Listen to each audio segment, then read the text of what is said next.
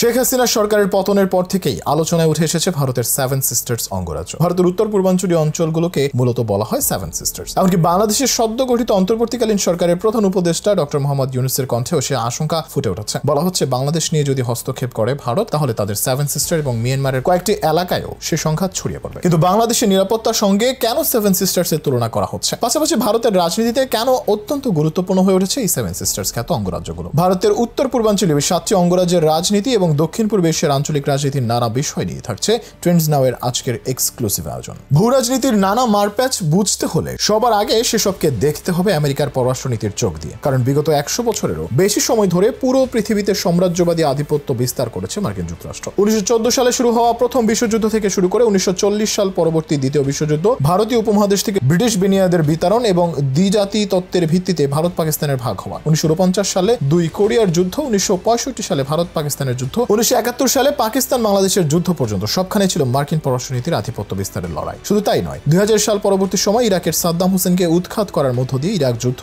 লিবিয়ার মুয়াম্মার গাদ্দাফিকে উৎখাত করতে গিয়ে লিবিয়াকে ধ্বংসস্তূপে পরিণত করা, 2001 সালে আফগানিস্তানে মার্কিন সেনাদের প্রবেশ এবং দীর্ঘ 20 বছরের শাসনামল, সবখানে মার্কিন পররাষ্ট্রনীতির প্রভাব বিস্তারের কৌশল বাস্তবায়ন হয়েছে। আজকের ইউক্রেন রাশিয়ার যুদ্ধ কিংবা ফিলিস্তিন ইসরায়েলের যুদ্ধেও সরাসরি মার্কিন ইন্ধন রয়েছে। তবে এতদিন পর্যন্ত এশিয়ার দেশগুলোতে কোনো ধরনের যুদ্ধ কিংবা সরাসরি রাজনৈতিক হস্তক্ষেপ করতে দেখা যায়নি তাদের। যদিও এ কথা জোর দিয়ে বলা যায় না, কারণ প্রশান্ত মহাসাগরীয় অঞ্চলের দেশগুলোতে আধিপত্য বিস্তারের জন্য ইন্দো প্যাসিফিক জোট গঠন করে মার্কিন প্রশাসন, যেখানে যোগ দিতে বাংলাদেশকে আমন্ত্রণ জানানো হয়েছিল। তবে সেসব প্রস্তাব প্রত্যাখ্যান করেছিল বাংলাদেশ। অন্যদিকে চীন রাশিয়ার নেতৃত্বাধীন ব্রিক্সে যোগ দিতে আগ্রহ প্রকাশ করে শেখ হাসিনার সরকার। ফলে এই একটি সমীকরণে মার্কিন যুক্তরাষ্ট্র নিশ্চিত হয় বাংলাদেশকে আর বর্ষে আনা যাচ্ছে না। কারণ মার্কিন যুক্তরাষ্ট্রের প্রধান দুই প্রতিদ্বন্দ্বী চীন এবং রাশিয়ার পক্ষে যদি বাংলাদেশ যুক্ত হয়, তাহলে দক্ষিণ পূর্ব এশিয়ার রাজনীতিতে প্রভাব বিস্তারের যে পরিকল্পনা হাতে নিয়েছিল মার্কিন যুক্তরাষ্ট্র, তা নস্যাৎ হয়ে যাবে। যে কারণে দক্ষিণ পূর্ব এশিয়ার দেশগুলোতে নতুন করে কূটনৈতিক প্যানেল গঠন করে তারা। তারই ধারাবাহিকতায় পাকিস্তানের ইমরান খানের সরকার উৎখাত, শ্রীলঙ্কার সরকারকে উৎখাত, ভারতের উত্তর পূর্বাঞ্চলীয় মণিপুর কিংবা মিজোরাম রাজ্যগুলোতে ধর্মীয় দাঙ্গা আর বর্তমানে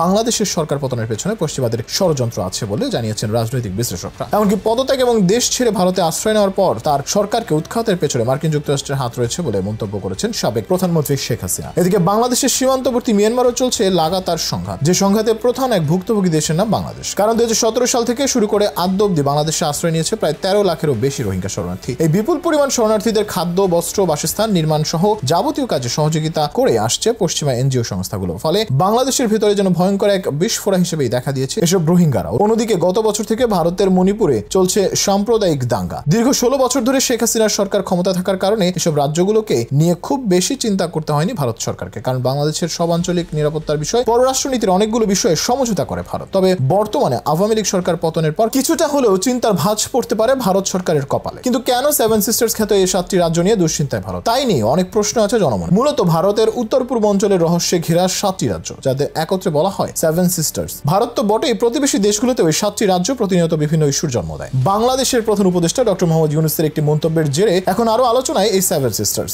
সেভেন সিস্টার্স এর ইতিহাস ঘাটতে গেলে আমাদের ফিরে যেতে হবে 1972 সালে। সে বছর ত্রিপুরার একজন বিখ্যাত সাংবাদিক জ্যোতি প্রকাশ সাইকিয়া একটি রেডিও টক শোতে ভারতের অরুণাচল প্রদেশ, মেঘালয়, আসাম, মণিপুর, মিজোরাম, নাগাল্যান্ড এবং ত্রিপুরা রাজ্যকে সেভেন সিস্টারের নাম দেন। এই 7টি রাজ্যের উপরে তিনি একটি বই লেখেন, যার নাম ল্যান্ড অফ সেভেন সিস্টার্স। মূলত এরপরই এই নামটি জনপ্রিয়তা অর্জন করে, যার মধ্যে উত্তর পূর্ব ভারতের একটি স্থলাবেষ্টিত রাজ্য অরুণাচল রাজ্য, এর দক্ষিণে ভারতের অঙ্গরাজ্য আসাম, পশ্চিমে ভুটান, উত্তর ও উত্তর পূর্বে চীন এবং পূর্বে মিয়ানমার। অরুণাচল প্রদেশের আয়তন 83,743 বর্গ কিলোমিটার এবং এর রাজধানী ইটানগড়। চীনের তিব্বতের সাথে অরুণাচল প্রদেশের রয়েছে 1129 কিলোমিটার দীর্ঘ আন্তর্জাতিক সীমানা। গেল কয়েক বছর ধরে চীনের সঙ্গে অরুণাচল নিয়ে কূটনৈতিক বিরোধ দেখা যাচ্ছে, যা সত্যিকার অর্থে ভারত সরকারের জন্য দুশ্চিন্তার জন্ম দিয়েছে। এদিকে 1826 সালে ইয়ানডাবু চুক্তির মাধ্যমে প্রথম ব্রিটিশ ভারতের অন্তর্ভুক্ত হয় আসাম। তবে স্বাধীনতার পর আসাম রাজ্যের পুনর্গঠন হয়। অসমতল ভূমি হয় রাজ্যটি অসম, পরবর্তীতে আসাম নামে অভিহিত করা হয়। একে ঘিরে রয়েছে ত্রিপুরা, নাগাল্যান্ড, মেঘালয়, মিজোরাম, মণিপুর ও অরুণাচল প্রদেশ, যার আয়তন 78,438 বর্গ কিলোমিটার। আসামের আন্তর্জাতিক সীমানা রয়েছে প্রতিবেশী রাষ্ট্র ভুটান এবং বাংলাদেশের সঙ্গে। ফলে এই রাজ্যের জন্য এখন উৎকণ্ঠা দেখা দিয়েছে। ভারতের সেভেন সিস্টার্স খ্যাত রাজ্যের আরেকটি হলো মেঘালয়, যার রাজধানী শিলং। এর আয়তন 22,429 বর্গ কিলোমিটার। 1905 সালে 16 অক্টোবর বাংলা ভাগ হওয়াকালীন মেঘালয় পূর্ব বাংলা ও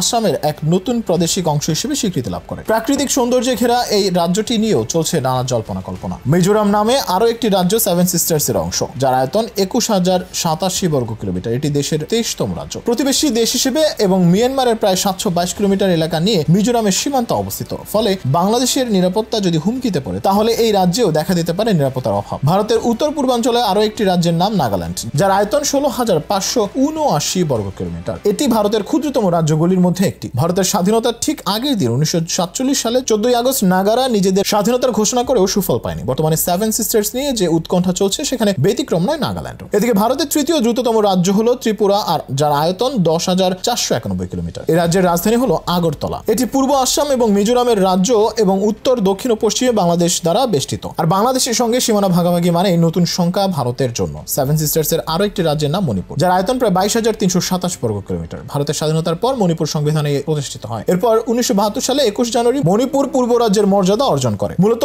মণিপুরের 3 গোষ্ঠী সম্প্রদায়ের বাস: বিষ্ণুপ্রিয়া, মৈত্রী ও পাঙ্গান। ভারতের সাবেক প্রধানমন্ত্রী জওহরলাল নেহরু মণিপুরকে ভারতের রত্ন হিসেবে বর্ণনা করেন। আর এই 7 রাজ্যের আয়তন সব মিলে 2,55,511 বর্গ কিলোমিটার, যা ভারতের মোট এলাকার প্রায় 7%। এই রাজ্যগুলো একে অপরের উপর নির্ভরশীল হলেও সংস্কৃতি ও পরিবেশের দিক থেকে একেবারে আলাদা প্রকৃতির। এই 7টি রাজ্যে জাতিগত এবং ধর্মীয় বৈচিত্র্য বিদ্যমান থাকলেও রাজনৈতিক, সামাজিক ও অর্থনৈতিক ক্ষেত্রে তাদের অনেক মিল রয়েছে। ভূ রাজনৈতিকভাবে এদের অবস্থান, প্রাকৃতিক সম্পদ এবং বৈচিত্র্যময় সামাজিক কাঠামো তাই সারা বিশ্বে অতুলনীয়। এসব রাজ্যের বেশিরভাগ মানুষই নানা আদিবাসী জাতি এবং উপজাতি সম্প্রদায়ের। আসামের মাধ্যমে রাজ্যগুলো ভারতের মূল ভূখণ্ডের সঙ্গে যুক্ত হয়েছে, তবে আগে এসব রাজ্য ভারতের অন্তর্ভুক্ত ছিল না। স্থানীয় আদিবাসী রাজারা দীর্ঘদিন এসব অঞ্চল শাসন করেন। ফলে গারো, খাসিয়া, ত্রিপুরা, বোড়ো, মিজো আদিবাসী অধ্যুষিত রাজ্যগুলোর অধিবাসীরা দীর্ঘদিন ধরে নাগাল্যান্ড, মণিপুর, অরুণাচল, মিজোরাম ও আসাম রাজ্য নিয়ে স্বাধীন ভূমি গড়ার দাবি তুলছেন। সম্প্রতি ভারতের স্বাধীনতা দিবসে মণিপুর রাজ্যে কয়েক হাজার লোক নাগা পতাকা উড়িয়ে স্বাধীন ভূমির পক্ষে সমর্থন দিলে বিষয়টি বিশ্ববাসীর নজরে আসে। এই 7টি রাজ্য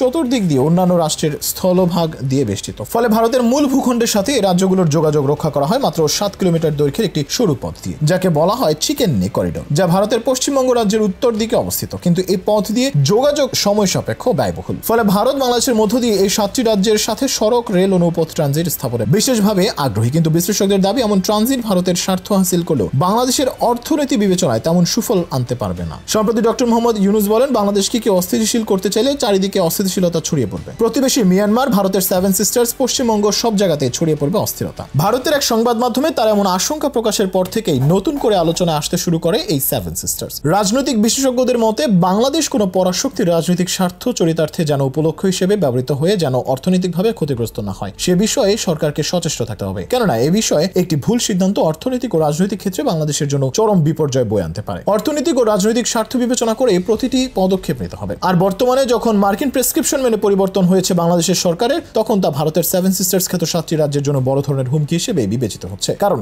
এসব রাজ্যে যদি স্বাধীন হিসেবে ঘোষণা করতে চায় তাহলে অশান্ত হয়ে উঠবে আঞ্চলিক পরিস্থিতি, যেখানে বাদ যাবে না বাংলাদেশ, মিয়ানমার আর ভারতের মতো পরাশক্তি দেশগুলো। আর এর পেছনে দূর আটলান্টিকের পারে বসে যারা নীল নকশা আঁকছেন তাদের ব্যাপারে আরো সচেতন হতে হবে এই অঞ্চলের সরকার থেকে শুরু করে রাজনীতি সচেতন মানুষদের। না হলে লাভের গুড় চলে যাবে আটলান্টিকের ওপারে, আর আমরা তলিয়ে যাব ইতিহাসের চরম এক অন্ধকারে।